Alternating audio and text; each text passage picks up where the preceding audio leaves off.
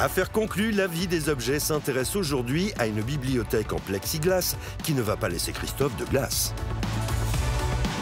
Revenons sur l'expertise de cet objet apporté par Fanny, 46 ans, venue de Corquilleroy. Plexi, c'est le mot qu'on connaît tous, mais le vrai nom de cette matière, c'est le PMMA. Alors PMMA, donc j'ai polyméthacrylate de méthylacrylique. C'est impossible à dire. PMMA. C'est une matière de résine synthétique qui en fait a été inventée dans les années 70 et qui est vraiment tous les designers s'en sont saisis, ont adoré cette matière. Là, ce qui est un peu triste, c'est qu'il lui manque ses petits pieds. Généralement, ce type d'étagère était souvent sur roulette. C'était souvent des petits meubles d'appoint. J'aurais volontiers mis un peu plus, mais là, on va mettre une estimation quand même très prudente de 100 € en l'état. Ok. Cette bibliothèque en plexiglas va-t-elle trouver sa place en salle des ventes? C'est un module de bibliothèque ou quelque chose comme ça? Je pense, oui. Moi, ça me parle tout de suite. On se rend compte très vite qu'il manque quand même des pieds. Donc j'ai évidemment l'idée d'en refaire quelque chose un petit peu proche quand même de l'origine, mais avec des petites modifs et tout ça. Enfin, il y a un vrai potentiel autour de cet objet. On va y aller, on va commencer à 50 €. Bah, 60. 80. 110. 20.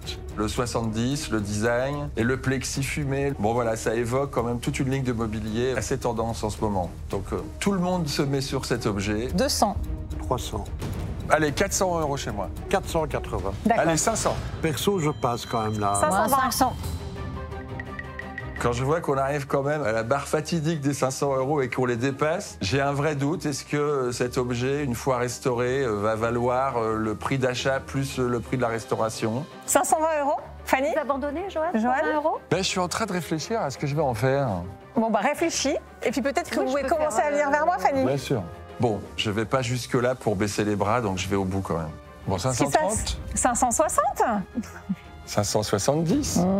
C'est bien. Donc on fait une affaire conclue à 570 €. Cette bibliothèque va aller direct chez notre artisan Christophe. Il a les artisans autour de lui pour faire fabriquer les 2 pieds manquants. Je sais que ça va être aux petits oignons. Je pense que ça va être un très très chouette objet. C'est dans l'atelier Berrichon de Christophe que cette bibliothèque va retrouver ses lettres de noblesse. Hello Christophe. Coucou Joanne, comment ça va? Ça va et toi? Super. Bon, je vois que tu as reçu ma bibliothèque. J'adore. Donc, je sais pas ce que tu en penses, mais évidemment, il nous manque les 2 pieds là. C'est ce que je me suis dit. Voilà, sur ce modèle-là, c'est 2 grands pieds chromés avec une platine, tac. Peut-être dans tes artisans, trouver quelqu'un qui serait capable de nous refaire les pieds un peu à l'identique du modèle original. Et puis, il y a peut-être un petit peu de travail à faire sur les chromes. Bon, ouais, ça, je vais rattraper les chromes au maximum. Ça, voilà, tu connais ça bien. On va briquer un peu tout ça. Le plexi, c'est un peu fragile. J'ai des produits qui sont vraiment dédiés à ça. Parfait. Et puis, on peut revoir pour de l'éclairage un peu indirect. Voilà, un truc un peu sympa, Je comptais sur toi pour trouver une idée un peu originale. Je m'occupe de ça, fais-moi confiance. Voilà, tu vas nous réserver une belle surprise, comme à ton habitude. Alors là, les chromes, ils sont pas trop mal, mais on constate quand même qu'on a un problème d'oxydation. Il y a de l'humidité qui s'est installée. Du coup, on a cette espèce de mouchetage. On va arriver à les rafraîchir un peu avec une pâte de polissage. Ça va faire le même effet qu'un gommage, en fait. Ça va enlever toutes les petites aspérités, tout ce qui est pas très net sur le chrome pour l'atténuer, puis voire même pour l'enlever si c'est pas très profond. Alors là, j'en mets généreusement un peu partout sur la structure pour bien que ça pénètre dans tout ce qui est piqué, quoi, en fait, sur le chrome. Et une fois qu'elle est sèche, je prends un chiffon sec pour lustrer ma structure. Et là, on s'aperçoit rapidement qu'il n'y a pratiquement plus de traces. C'est super.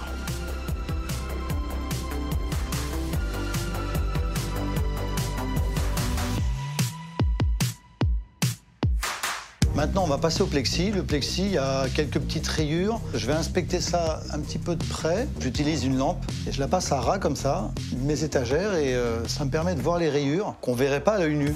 On a quelques micro-rayures et quelques grosses rayures, mais dans l'ensemble, ça va plutôt bien. C'est pas méchant, l'étagère est plutôt propre. On va les atténuer avec de la pâte à polir, pareil. Il n'y a pas d'autre solution miracle. Une pâte à polir, c'est très bien. Je vais en mettre partout sur les casiers en plexi. Je vais laisser sécher et une fois sec, je vais pouvoir lustrer avec un autre chiffon.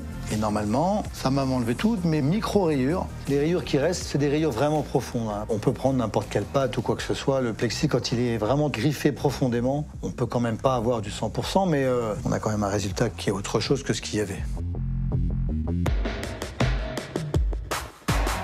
Alors voilà, mon meuble est tout propre. Maintenant, j'ai hâte d'essayer les pieds. Je viens juste de les recevoir. C'est 2 platines chromées avec 2 tubes, avec des filettages aux extrémités. On va pouvoir assembler ça. Je les ai fait faire à un ami qui est chaudronnier. C'est des pieds qui sont calibrés exactement d'après les supports d'origine et pratiquement l'identique de ce qu'il y avait. Donc j'ai hâte de voir ce que ça va donner. Ça s'emboîte rapidement.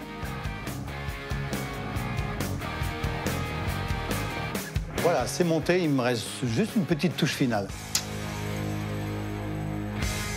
Voilà ma petite idée, le bandeau LED, c'est adhésif, ça se fixe sur à peu près tout.